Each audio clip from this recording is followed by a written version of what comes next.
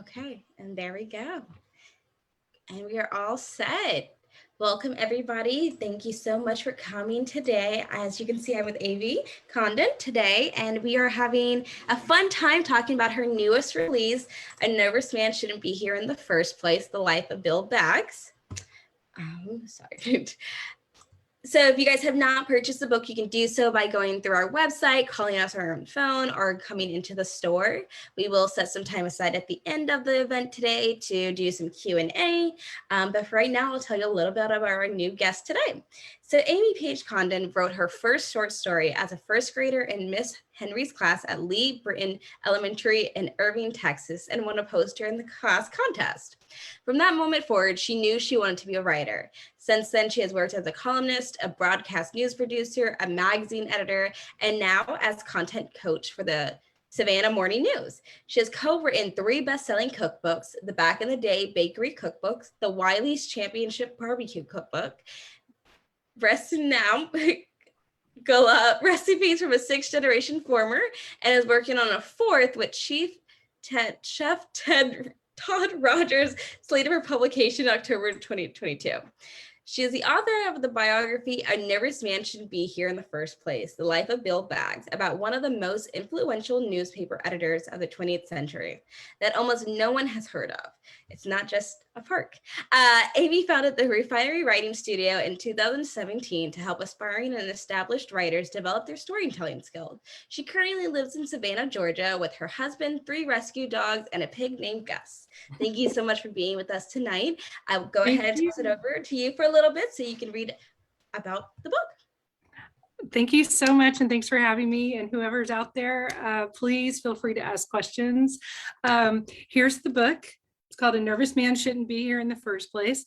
And I'll be glad to explain how that title came to be if anyone is interested in that. But I'm just going to read from the prologue to the book because it kind of sets you in the very beginning of the last year of Bill Baggs's life. And I felt like it was one of the most critical moments, and it felt like a natural starting point for the book and for the biography. So this is Hanoi, April 1968.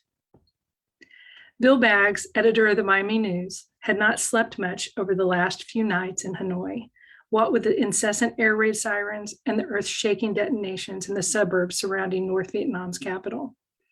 Here, in a guest house on a farm in the countryside, he could at least rest and, he hoped, ease some of the back pain and the constant ache that persisted because of chronic kidney problems. Just as he was drifting off, a banging on the door startled him awake. His colleague, Harry Ashmore, remained dead asleep, exhausted from trying to get around Hanoi on a bum leg.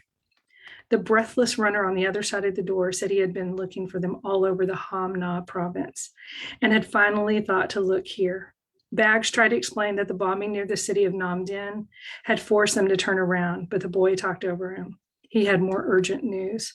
Their contact, Quan Tong, the editor of Na Dan, the Communist Party of Vietnam's official newspaper and spokesperson for the president Ho Chi Minh, had sent for him. The Central Committee had prepared its response to President Lyndon Johnson's message, and they needed to return to the city immediately. It was April 3rd, 1968, 12:30 a.m. Hanoi time. Baggs shook Ashmore awake. The 2 men dressed, packed, and drove northeast through the dark and the rain over the rough 2-lane highway between Mai Trung and Phu Lai. Unlike the pastoral countryside they had encountered the year before, trucks were parked all along the road. The silhouettes of anti-aircraft stations rose every few yards in the adjoining rice paddies. Once they reached Hanoi just before 4 a.m., they understood the urgency. Awaiting them was a statement by the Democratic Republic of Vietnam confirming that the North Vietnamese were ready to sit down and talk with the U.S. government. A day and a half later, when Baggs and Ashmore were set to leave Hanoi, Tung met them for lunch with the official secret aid memoir in hand. And all the back and forth negotiations of the last several hours, Tung settled into a philosophical mood, according to Baggs' own notes. He had one son in the Army and another heading to war after graduation, Tung told them, and he wished that the people of the United States could understand that his people fought because they believed in their country. He apologized for the poor condition of the Russian car they had been driving, and then he paused before saying that he had some bad news. Just before leaving his office, Tung had received word that Reverend Martin Luther King Jr. had been shot and killed in Tennessee. Baggs, who had a habit of turning quick goodbyes into long stories, was stunned. He asked a few questions, but Tung offered no specifics. Ashmore spoke of the last time he had seen King in Geneva at a conference where the civil rights leader had delivered a moving speech and supported the North Vietnamese people of finding a peaceful settlement to the war. Tung suggested it was time to depart for the airport or they would miss the only flight out for several days. Baggs folded his 6'1" frame into the back of the Gaz Volga, shut his eyes, and rested his head against the seat. The sedan was already cramped, laden with a driver, a lousy interpreter, banged up luggage, souvenir rice paddy hats, and two comely ceremonial greeters embellished, in his own words, with too much makeup. Both were carrying bouquets of delicate pink sweet peas and magenta-colored larkspur. The flowers inside the car bobbed in stark contrast to the day workers in dark, loose clothing outside.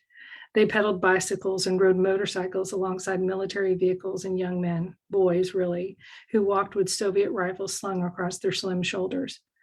The car lurched past the wasted industrial zone, pockmarked by craters and the ragged teeth of warehouses and factories destroyed by Operation Rolling Thunder, the American bombing campaign. Ashmore attempted to make conversation with the young women by drawing comparisons to his own college-age daughter. When he ventured into realms doctrinaire, one of the greeters launched into a tirade about the capitalist warmongers. Once the party reached the airport in the designated International Control Commission area, the two men said quick farewells. After stops in Laos and Cambodia on a rickety aircraft, they flew to Tokyo, where Baggs called Howard Kleinberg, the Miami News' managing editor. Half a world away, Kleinberg was still asleep. He asked Baggs about Hanoi, but all the editor wanted to talk about was King. He had been shattered by the news, Kleinberg recalled 2 decades later. Baggs ordered Kleinberg to meet him at the Jefferson Hotel in Washington, D.C. the following night, April 5th, to collect the film and articles Baggs had produced in Vietnam. Kleinberg balked. I don't know whether you know it or not, but Washington's on fire. If I can go through American air raids in Hanoi and then fly to Washington, Baggs barked, you can pick your ass out of your cushy chair in Miami and meet me there. Kleinberg arrived in the nation's capital not long after Baggs' own flight had touched down. Baggs handed over the unprocessed Russian film cartridges and the raw copy he had picked out on a portable typewriter, marked up with handwritten edits. The two men stood on the balcony overlooking a city still smoldering from the riots, the pain and protest of lost hope among DC's Black residents. My God, Brett, Baggs said, exhausted. What has happened to this country? Are we all animals? Kleinberg, 36 and nearly a decade younger than Baggs, offered only silence. With the sun setting, he still needed to get past the barricades and roadblocks to make it to the airport and meet the afternoon paper's deadline. Baggs called in a favor from Senator J. William Fulbright, who sent a car to ferry Kleinberg to Baltimore just in time for the flight. Baggs stayed up the rest of the night preparing for the long and inevitable State Department briefings to come. As he took a long drag from one of the dark, dank and foul-smelling Eric cigars he smoked unceasingly, Baggs wondered if he was entering a more hostile war zone than the one he had just left.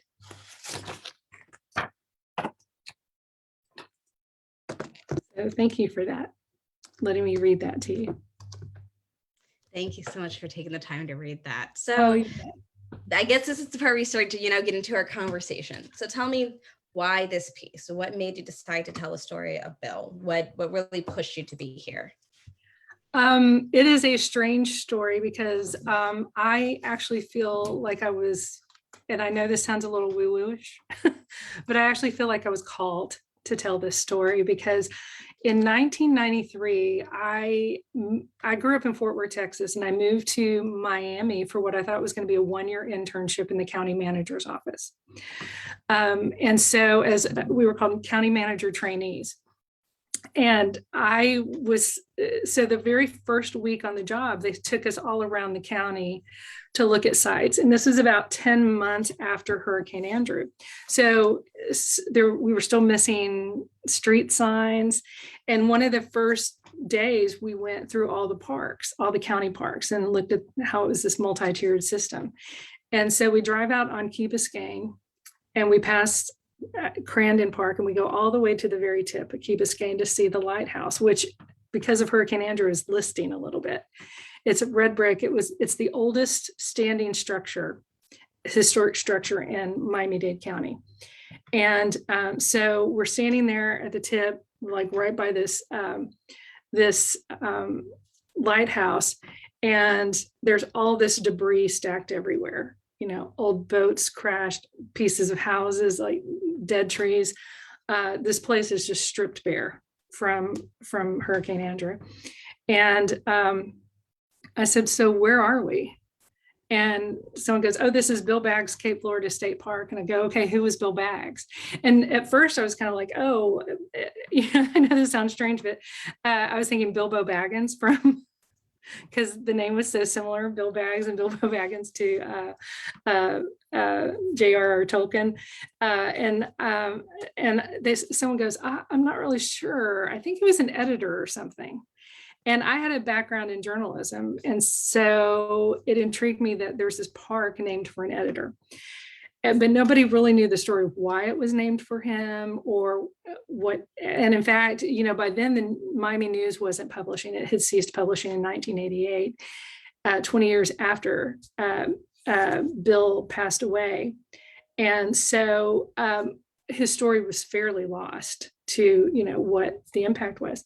But that stuck with me. And through the years, I actually ended up becoming, for Miami-Dade County, a park planner. So I worked in the Parks Department and helped with bond referendums and community planning. And so I would have occasion to work with state and national parks, and got to know one of the park rangers there, a man named Art Levy, who I would talk to, and he would say, well, you know, Bill was really instrumental in getting this park. He did an editorial in his newspaper, and that convinced the landowner to sell the park for a state park, the land for a state park, because it was going to all be condos. And then a little later, I'd find out that, oh, Bill was instrumental in the civil rights movement in helping desegregate the department stores and the schools in Miami.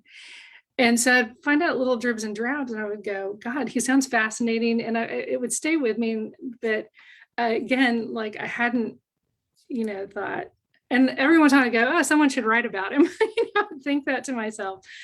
And then in 2007, for years, I'd been going to Miami-Dade College and taking non-credit creative writing classes, because writing was always my first love and journalism was my first love. And I had no idea I was going to end up being a park planner for 16 years. So I was sitting in this creative writing class. It was a weekend course, and we were workshopping each other's pieces. And this elderly woman with the most beautiful Georgia drawl, just like this honeyed Georgia drawl, was sitting like kind of in front of me and to the side. And we were working on her piece. We were workshopping her piece. And she kind of was ambivalent to the feedback we were giving. And so I said, well, is this the piece you really wanted to write? And she goes, no, I'd rather write about my husband. And I said, well, who was your husband? And she goes, Bill Baggs. And I go, Bill Baggs? I was like, you gotta be kidding me. And she goes, oh, you've heard of him? He was the most marvelous man.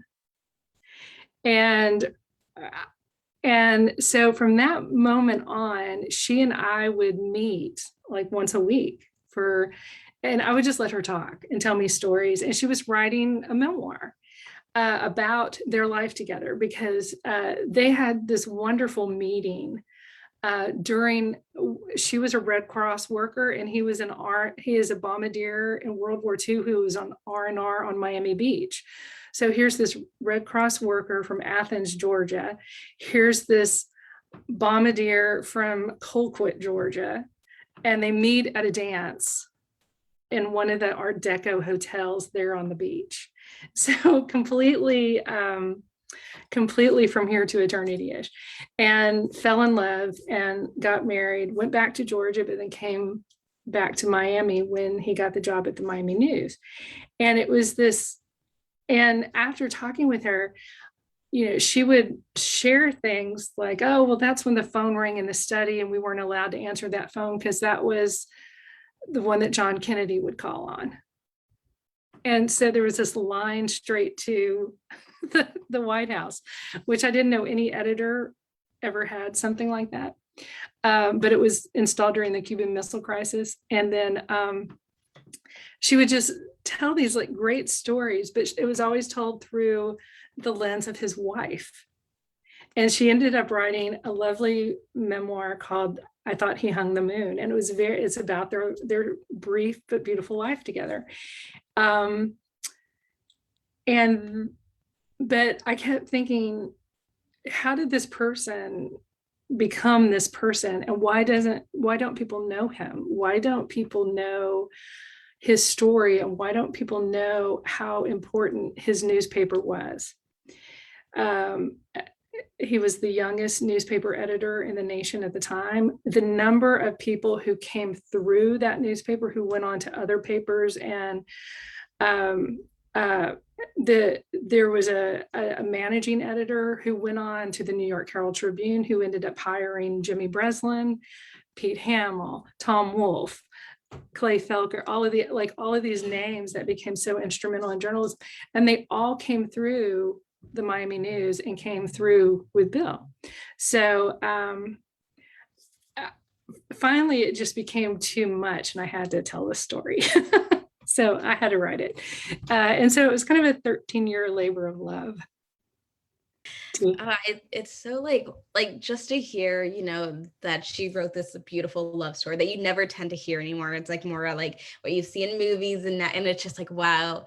And that it really motivated you and like pushed you. And I feel like, when you say that you're called to write this piece, just you talking about like the simple, everybody that you kept meeting had some sort of snippet into his life.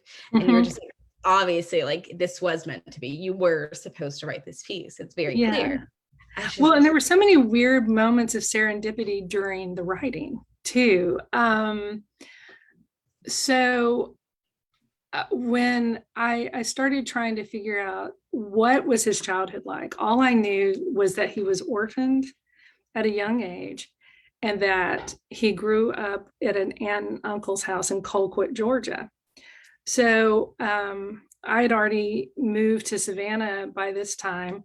And so a good friend, my oldest childhood friend, and I drove over to Colquitt, Georgia, which is right along the Alabama border, in kind of this Southwest Georgia, very agricultural area, not far from Plains, like where Jimmy Carter, the peanut and the soy and the cotton farming. And so the first place we have to go is the newspaper, because they'll have archives. So we went into the newspaper. It's called the Miller County Liberal. And I asked where their archives or their morgue was. And this lady at the front goes, "Oh, I'm so sorry to tell you, we lost everything in a fire back in the 70s. So we don't have anything from about 1974 back." And this paper is over 100 years old. And I was kind of devastated. I was like, oh my gosh, like how, okay, I guess we're gonna have to go to the library and see if there's any historical information, because there was no historical society. And this older gentleman, who turned out to be a man named Terry Toole, whose family had owned that paper from he's like third or fourth generation. His mother had been editor. He goes, "Oh, there's some books over in City Hall. There's some of the big bound books. I don't have any idea what year they are. I don't know anything about them, but there are 3 books there." So we go over, and it was hysterical, because they were like, "Oh yeah, they're in the back room. We don't know what they are. They're wrapped up in paper, butcher paper, and all this stuff." So we climb to the top of these ladders and get these big books down, and just dust everywhere. It's just a mess. And we are just gingerly trying not to destroy the paper that's protected this for years. And we open them up, and it's the years he lived there. And so we got to see stories that he wrote as a high schooler about sports. There was his sister's wedding announcement, And so it had the whole family lineage in that town.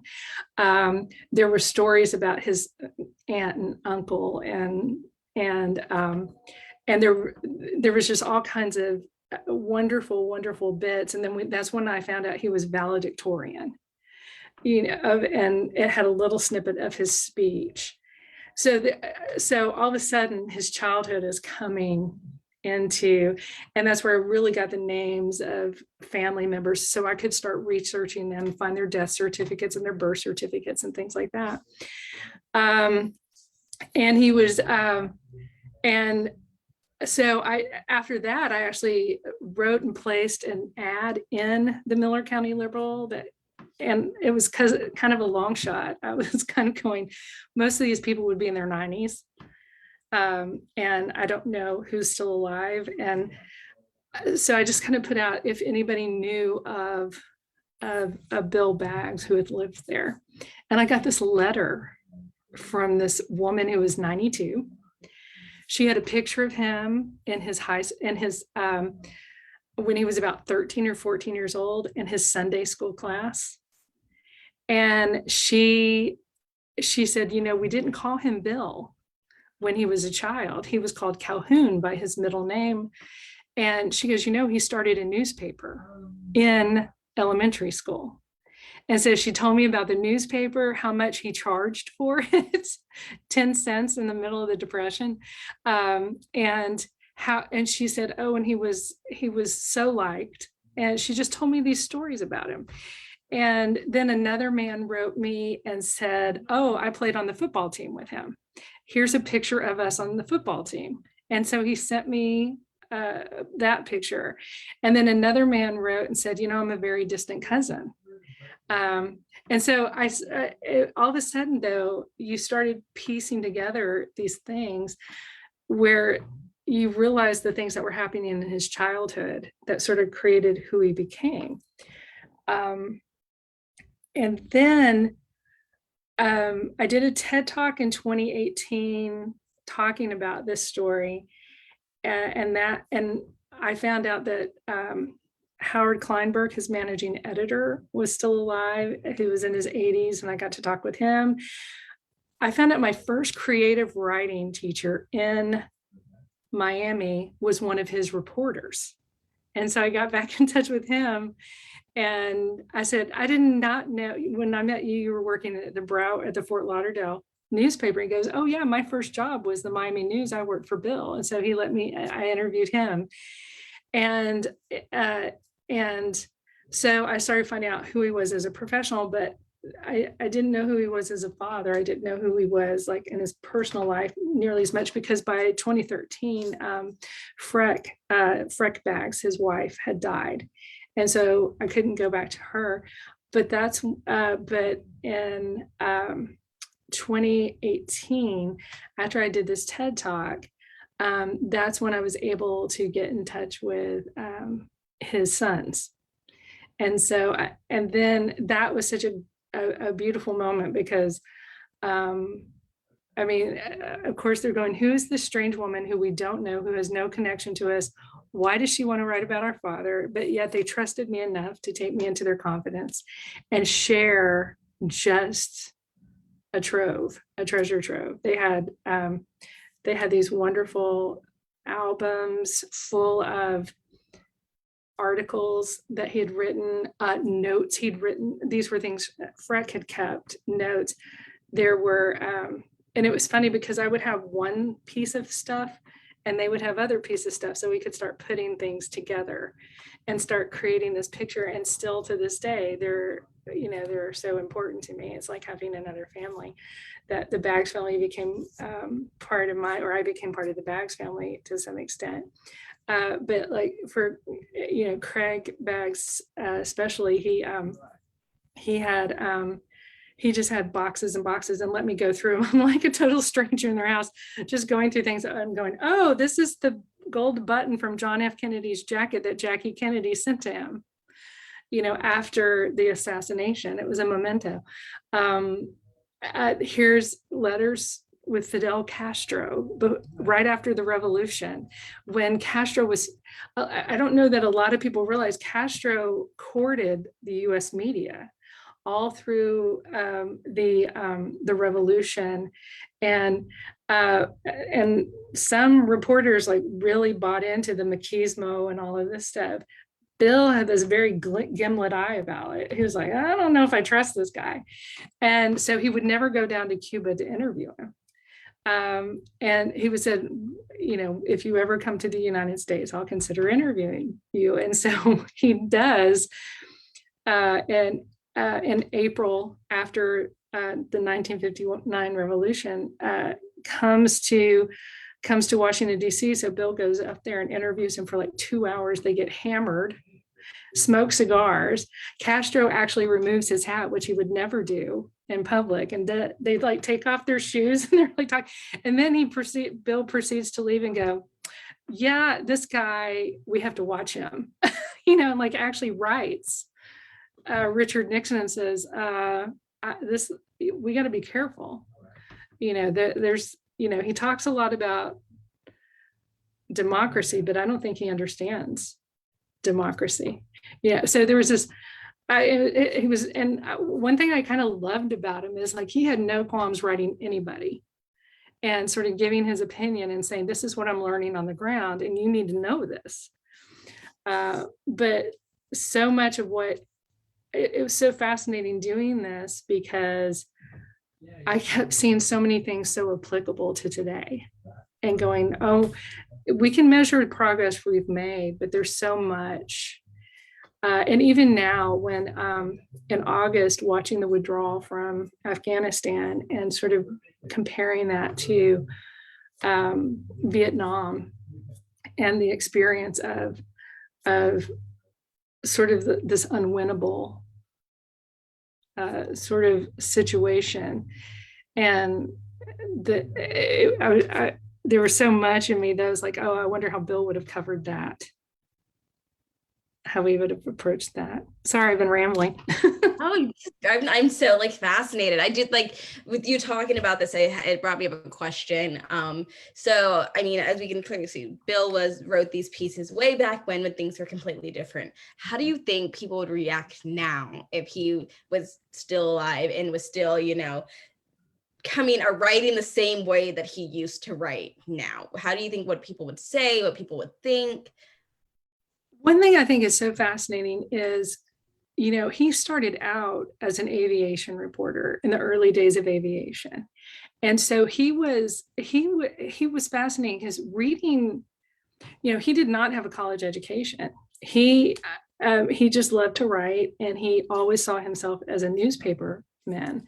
And he always thought he'd be at a small newspaper on the coast of Georgia and just be the editor of a small paper. But he also had this uncanny, almost Forrest Gumpian kind of way of being somewhere at the right moment at the right time. And so he gets into Miami, he falls in love with Miami, gets back to Miami in 1946.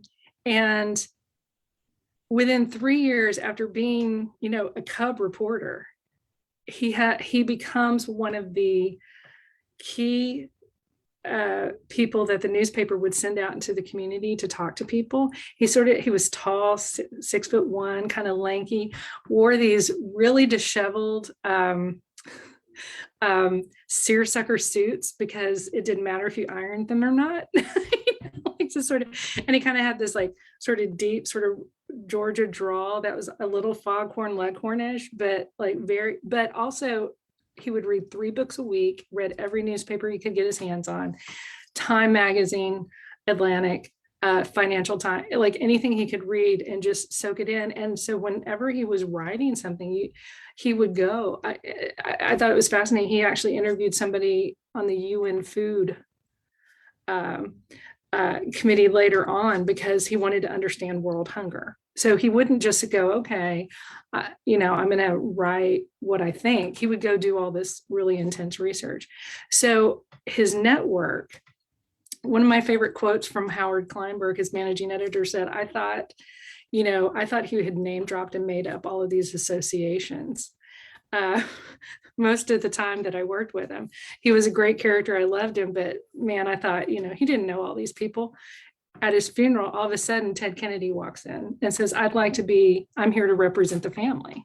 Leroy Collins, the former governor of Florida. The former governor of Florida. Sander Van Oker, the NBC correspondent, just huge names just walked in. And then all of a sudden they started getting these letters from around the world upon his death from, princes and kings and things like all over the world that he'd met through his association with the Center for the Study of Democratic Institutions. And then when I looked at how many places his obituary showed up in an Idaho newspaper, in the New York Times, in the Washington Post. And again, I kind of was going, how do people not know who he is? How does Miami not know who he is? How does the state of Florida not really know who he is? Because he was instrumental actually in helping write the Constitution, the revised Constitution, upon which Florida exists today. And he sort of had this really wonderful, uncanny ability, which I still have not been able to channel and master, is he never would, even if you vehemently disagreed with him, which he got many death threats for his stance on civil rights, for his stance on achieving peace in Vietnam. He thought that was the wrong war for us to ever enter. He was one of the early critics. That prologue where it says him in Hanoi, he went there to write about Operation Rolling Thunder and sort of found himself in this strange position of being a diplomat, where the actual conditions that ultimately became the Paris peace talks were handed to him. And he got a 2-hour interview with Ho Chi Minh. He was the last American journalist to ever speak with Ho Chi Minh. He had a 2-hour audience with him to interview him, and nothing was off the table. So he was able to achieve crossing the aisle, which we talk about all the time. And even though he would be considered, what would be considered progressive, he had no qualms, and he was sort of an equal opportunity, this isn't the right thing to do. And so he used that bully pulpit of his column as an editor to really fight for the things that he thought were right. And what was astounding too, is you would talk to his former reporters, and he would never tell them how to cover a story. They would say, we disagree with your editorial. And he goes, that's your right. If you find that I'm wrong, let me know I'm wrong. And if you want to cover a story in a different way, feel free. My job is, you're supposed to go report, go do that. I take all that in and develop an opinion. And he never would sacrifice. That was one of his reporters upon his death said something about, he used to drive his critics mad because they somehow realized he actually loved them. And so even people who disagreed with him so deeply really respected that he was a person of principle and could defend I think that sort of level of being able to talk and keep the conversation going, even if it's a fraught and painful and awful conversation. And he seems somewhat fearless. In 1968, during the GOP convention on Miami Beach, the first Liberty City riots happened. The next morning, he was down in Liberty City walking the streets with the Reverend Canon Theodore Gibson, who was the head of the NAACP, and he just listened and was like, okay, this is where this anger and this frustration comes from, and we need to listen to that. And maybe we haven't moved fast enough, and maybe we haven't. He was an early environmentalist. I mean, like the greatest the greatest testament to his lasting legacy is this park, 500 and something acres plus all this bay bottom. If that had not been saved, it would look like every other part of Miami where you can't actually get to the water anymore. Now you have like this beautiful, and anybody can go in there. And he really believed in this idea of this spaces that, that people needed nature for respite. So just, all of it, I mean, even if he had just done the park, that was enough. But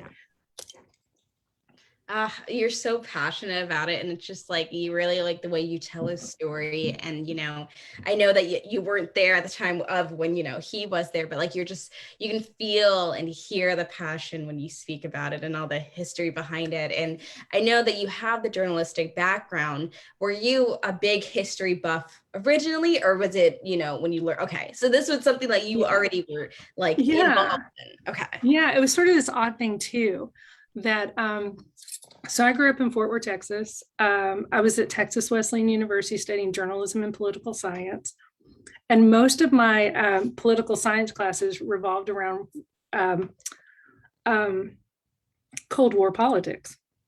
And I took a graduate level history class. And so we had to pick one project to work on for most of that semester. And I worked on a whole thing about the Bay of Pigs.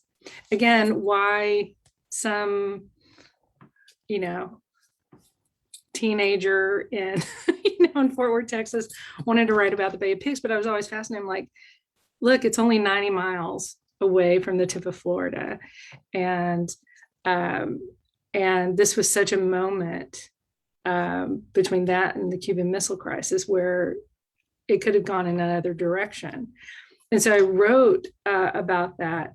And I wrote quite a bit about Latin American politics and sort of the things that had happened in the 50s and 60s after World War II, and why we had this rise of fascism and socialism within South America, and how our policies had kind of tinkered with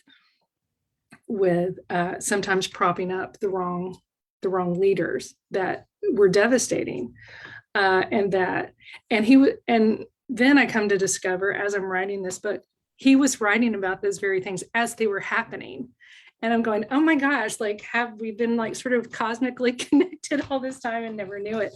So that's what I mean by, it was funny when I was telling my mom about some of the things, I was uncovering, she goes, oh, you kind of make more sense to me now. Like, because I was always this odd little history weirdo. Even as a kid, I was fascinated by it. I mean, it's just, I think that, like I said, you're very passionate about it. It was very clear that you were meant to write this piece about, him and telling his stories, both the personal aspect and his career aspect of it. And so when you were writing this, because this was a piece that took over, 13 years, what were you more of was this your sole focus? Were you still, working other things, or like, how was the writing style when we were coming for this piece specifically? It was kind of crazy because, I went back to graduate school and got an MFA in writing. I worked full time as an editor at a magazine. So I always had jobs, but my vacations, I wouldn't take normal vacations. I'd go back to Miami and keep going through his papers at the University of Miami. There were 31 boxes of papers. So it was an insane amount of stuff. And then I would take, these side trips and try to learn more about him in places. And then finally in 2017, I had kind of gotten to a point where it's like, I either have to commit to this or it's never going to get written. And I actually quit a full-time job and started the refinery so I could teach and edit and do freelance writing for periodicals while I was writing the book. And somehow I was able to sustain a life and do that. But then that became where I wrote. I would research and write. And it was really interesting because I learned how much I write in my head before I ever sit down and write. And that's true, I think, of anything. You write 80% of it before you ever sit down to put your fingertips on that keyboard or put your pen in your hand. But it was interesting because I always felt like the book started at that moment in Hanoi when he learned about Martin Luther King's assassination, because everything he had worked for, civil rights, peace in Vietnam, and sort of a very humanitarian lens that all converged in that moment, where there was just so much promise for peace, yet the nation he was going back to was shattered. And this person that he thought, who had a focus on, truly at that moment, the Poor People's Campaign and helping change the lives of people through economic means, like that moment was both shattering and hopeful all at the same moment. And that was sort of like, I feel like that sort of set in motion and captured every moment of who he was. And so once I had that in my head, then I could go, okay, what were the things in his, how did he become this person who came from such humble beginnings and had an audience with the big marquee names. And, so many other people of that era, Ralph McGill, Harry Ashmore, Hotting Carter, Harry Golden, John Reston, Ben Bradley, Kay Grant, like they all have, their stories, and their stories have been told multiple times. And always sort of a footnote in their stories is Bill. Like he pops up, and I was like, he really deserves his own story. And he really deserves to be put in the canon of this moment, because there's also a real misunderstanding about Miami, as if it never had. I remember talking to someone who'd written some books about the civil rights, the press of the civil rights era, and these civil rights editors that were primarily the Southern white newspaper editors that took on civil rights. And there was such a small handful of them there, of all the newspapers at that time. And most cities had 2 newspapers. Hard to believe. Most cities had an afternoon paper and a morning paper, and the Miami News was the afternoon paper to this behemoth, the Miami Herald. And you had this very small group of white Southern editors who worked alongside the Black press in trying to tell the story of why civil rights was so critical, and so desegregation was so important for education, for economies, for healing and reconciliation, and how dismissed and so maligned they were by their colleagues. So they felt oftentimes that they were just sort of sitting out there on their own. But somehow through that, he was able to, get an audience with presidents, with senators, with the power brokers. And he sort of had no awe. I mean, that's another thing. He has no awe in the least about these big names, because he felt like his purpose was to tell the story, and to tell it as fully and as powerfully as he could. And I think that's the truly understanding what a local newspaper and the value of a local newspaper. And when you think that, 2,500 local newspapers have shuttered in the past decade, then you realize there is nobody in some places covering the city council, the police, the school board, the state affairs. And so we have these deserts these news deserts where people don't have the information to hold power accountable and are sort of at the, they're sort of at the whim of the internet to fill in that. And so that was another reason why I thought this book was so important to write, to sort of revive a love for the local press and why it's necessary, because it's not a mistake when someone says they write the first draft of history. They might get it wrong. They're human, but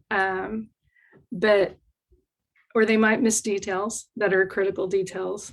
But it's so important for somebody in your own community that lives among you and with you, goes to those same grocery stores, their kids go to your kids' schools, and they're telling the story of the place in which you live.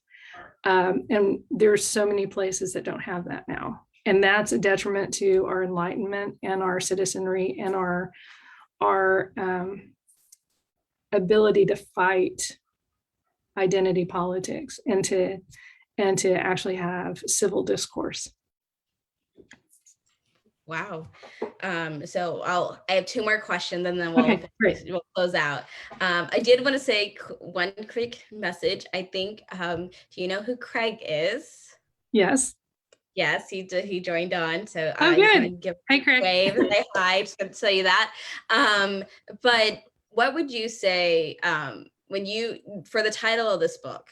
Where did it come from? Is it a quote that he said before? Is it like, did you just know because he was this person that was so out there and he made sure like he was known and he was there? Where did A Nervous Man Shouldn't Be Here in the First Place come from?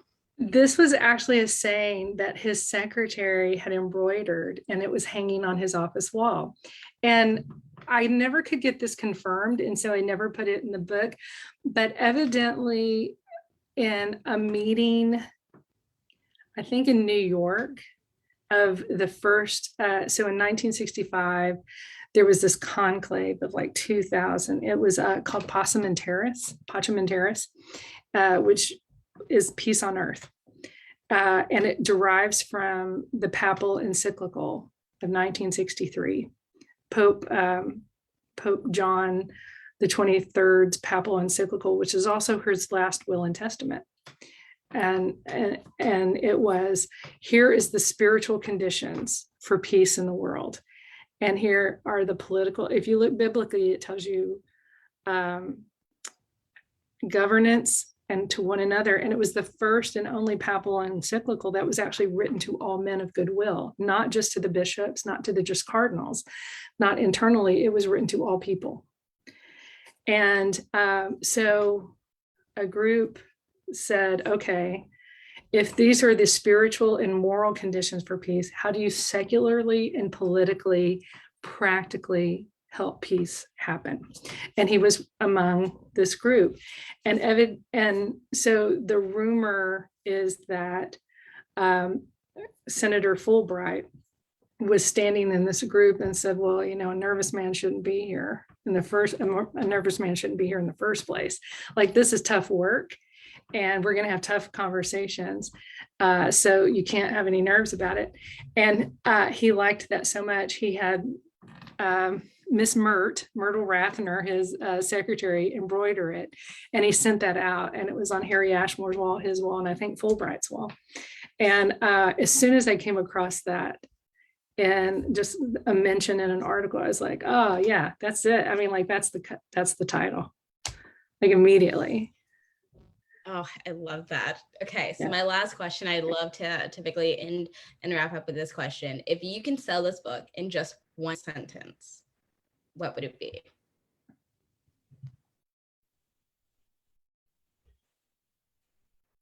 If you want a roadmap for how to live as many lives as possible in as few years as possible, Bill Baggs is your tour guide. Oh, I love that. That was so good.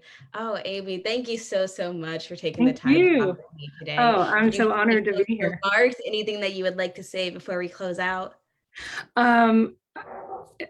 Support your independent bookstores, because they are They are your community centers. I know it's so easy to go on the internet and uh, click buy now, but the beautiful thing about going into an independent bookstore is, one, you'll meet people like here at Midtown Reader who will offer recommendations, and they support authors so that authors can come to you and share these stories. And they're places for good conversation and to enlighten and enrich your world. And so, I mean, like, I have such an affection for places like Midtown Reader and Books and Books in Miami and Story and Song and Amelia Island and Fernandina Beach and the Book Lady bookstore and E-Shavers here in Savannah. Like, all of those are special places to me. And so even if you don't buy this book, although I wish you really would, go, if you're going to do it, please go to your local bookstore and spend a little extra so that these places can stay in business. Thank you, Amy. I did have one comment that came in from Craig. He just wanted to say thank you. You are greatly appreciated, and the story is so great. Oh, thanks. Thanks. Okay. Well, like I said, if you wanted to purchase a copy of this book, you can do so by visiting our website or giving us a call or just going into the store. And hopefully we will see Amy at Word of South. Oh, I want to be there. Yes. Yes. We have 4 FSU bag grads. It's so great. We're big FSU people here. Oh, that's awesome. Thank you, Amy. I hope you have a great night. Oh, thank you so much. Thank you. Bye.